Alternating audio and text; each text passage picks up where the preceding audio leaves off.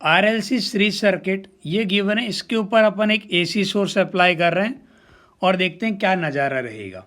ठीक है, तो ये जो आपका अप्लाइड वोल्टेज है इसकी वजह से यहाँ पे एक करंट फ्लो होगी, ऑफकोर्स वो टाइम वेराइंग AC करंट होगी। ये मैंने मान ली करंट आई, और इस करंट की वजह से यहाँ रेजिस्टेंस के ऊपर एक पोटेंशियल डिफरेंस आएगा VR, और ये जो इंडक्टर है इसके ऊपर भी एक पोटेंशियल डिफरेंस लिखेंगे VL, और कैपेसिटर के ऊपर पोटेंशियल डिफरेंस VC।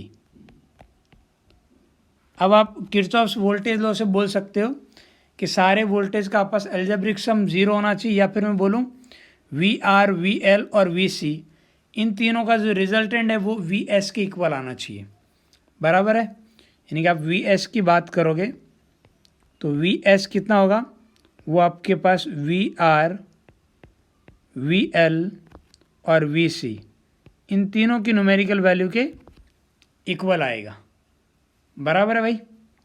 ये नज़ारा आने वाला है।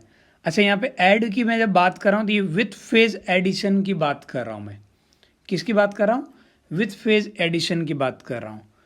अच्छा, यहाँ पे फेज को समझने के लिए कौन आगे है कौन पीछे है, मैं करंट को रेफरेंस ले लेता हूँ। अच्छा, करंट को रेफरेंस इसलिए ले रहे हैं कि करंट सब में इक्वल है, तो करंट के रेस्पेक्ट में सबका फेज बताना आसान हो जाएगा, बराबर है। तो मैं करंट को रेफरेंस लेते हुए बात कर रहा हूँ। ये मेरे पास करंट हो गई रेफरेंस, ठीक है, दूसरे कलर में लिख देता हूँ।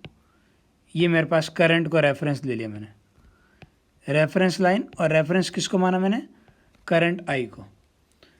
यदि मैं वोल्टेज की बात करूँगा रेजिस्टेंस के ऊपर, तो रेजिस्टेंस के ऊपर वोल्टेज और हमारे पास करंट दोनों सेम डायरेक्शन में होगी, तो ये आएगा मेरे पास VR, ठीक है। नेक्स्ट बात कर लेते हैं VL, तो VL आपके पास करंट से 90 डिग्री आगे, तो इधर की तरफ हमारे पास आएगा VL। नेक्स्ट हम बात करते हैं VC, तो VC करंट से 90 डिग्री पीछे रहता है, तो VC इधर की तरफ आ जाएगा, ये आ जाएगा हमारे पास VC। और अब इन तीनों को ऐड करेंगे तो VS आ जाएगा। अब ये तीन वेक्टर को ऐड करना है, एक काम करते हैं उसके लिए पहले दो वेक्टर को ऐड कर लेते हैं, VL और VC को। VL और VC को पहले इसलिए सॉल्व कर रहे हैं क्योंकि दोनों आपस अपोजिट डायरेक्शन में, तो इन दोनों क्या हो जाएगा? सब्ट्रैक्शन। यदि हमारे पास VL ज़्यादा हुआ तो रिजल्टेंट VL के डायरेक्शन में आएगा, यानी कि इधर की तरफ। कब आएगा? जब VL ज़्यादा होगा, VL माइनस VC। यदि आपके पास VC ज़्यादा हुआ तो रिजल्टेंट नीचे आएगा, जो भी है। फिर इन दोनों को सॉल्व कर लिया तो अब VR के साथ भी ऐड कर दो, तो ये आ जाएगा हमारे पास VS, ठीक है। ये हमारे पास VS की डायरेक्शन आ गई। ये सोर्स का वोल्टेज और सोर्स की करंट के बीच का जो फेज डिफरेंस होता है, पावर फैक्टर एंगल फाई, ये मैंने लिख दिया। अब आप यदि इन एडिशन की बात करोगे, ये वाला पार्ट आपको पता है, इधर वाला पता है, तो VS आप लिख सकते हो। VS की न्यूमेरिकल वैल्यू क्या लिखोगे? VS का square is equal to VR का स्क्वायर प्लस इन दोनों का रिजल्टेंट कितना है? VL माइनस VC, इसका स्क्वायर, ये आ गया, बराबर है। अच्छा, यहाँ पे आप चाहो तो पावर फैक्टर देखना चाहो तो पावर फैक्टर लिख सकते हो cos फाई, R के अक्रॉस जो वोल्टेज है VR डिवाइड बाई VS, और VS की वैल्यू आपको पता है किस तरीके से लिखते हैं, VR डिवाइड बाई VS की जगह मैं क्या लिख सकता हूँ? VS की जगह अपन लिख सकते हैं VR का square plus VL minus VC का होल स्क्वायर, ये रहेगा, ठीक है। अच्छा, आप ज़रूरी नहीं है कि यदि फाई चाहिए तो फाई तो आप कॉस फाई, जरूरी कॉस फाई की बजाय आप टेन फाई की हेल्प से भी फाई निकाल सकते हो, टेन इनवर्स की फॉर्म में भी, साइन इनवर्स की फॉर्म में, वो आपकी ज़रूरत के हिसाब से बात कर सकते हो।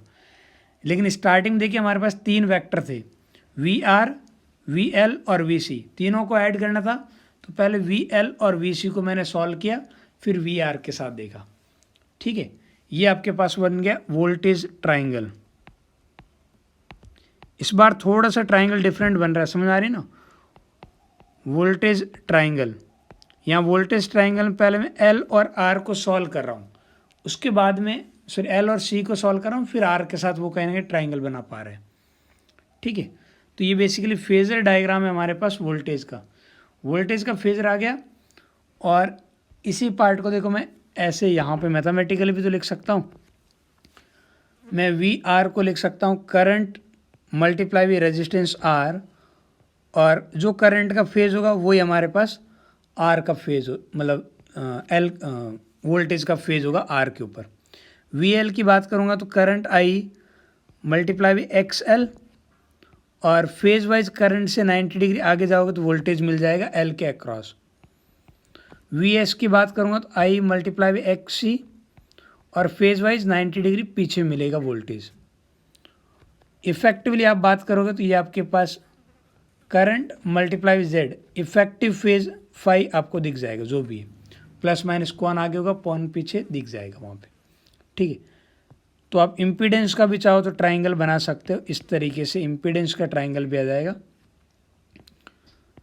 ये रेजिस्टेंस 0 डिग्री पे, एक्सएल आपके पास 90 डिग्री आगे और एक्सी 90 डिग्री पीछे। तो अब मैं इम्पीडेंस का भी ट्राइंगल बना देता हूँ। इम्पीडेंस का ट्राइंगल देख लो भाई, ये मेरे पास रेजिस्टेंस आर और इधर की तरफ एक्स एल और 90 डिग्री पीछे एक्स सी, और अब हमें इन तीनों को ऐड करना है।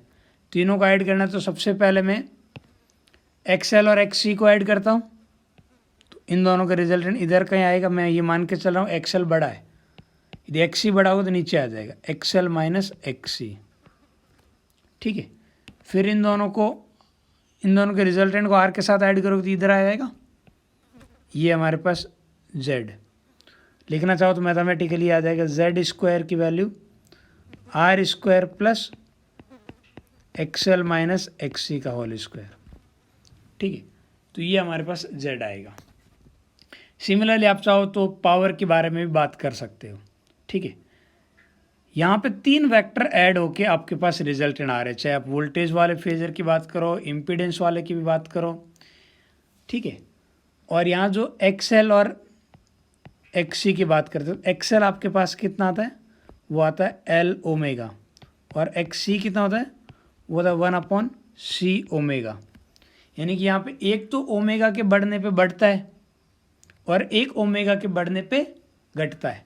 देखो एक्सएल ये आपस बढ़ जाएगा यदि ओमेगा बढ़ेगा, तो ये घट जाएगा यदि ओमेगा बढ़ेगा, बराबर है। अच्छा, यहाँ पे एक इंटरेस्टिंग आउटकम आने वाला है कि यदि आपके पास if X L is equal to X C, यदि दोनों सर्किट में इक्वल हो जाए, ये दोनों यदि सर्किट में इक्वल हो जाएगा तो Z की जो वैल्यू है वो आपके पास R के बराबर आएगी। आएगी कि नहीं आएगी? Z की वैल्यू R के बराबर आ जाएगी। देखते रहिए भाई, Z की वैल्यू R के बराबर आ जाएगी। और इधर देखो VS की जो वैल्यू है ना वो VR के बराबर आ जाएगी। जो VS आएगा वो आपके पास VR के बराबर आ जाएगा। ये वाला बहुत ही इंपॉर्टेंट पार्ट है, जब दोनों इक्वल होते हैं इसको बोलते हैं रेजोनेंस। ये अपन नेक्स्ट लेक्चर में डिटेल में इस पार्ट को पढ़ेंगे। किसको? रेजोनेंस को।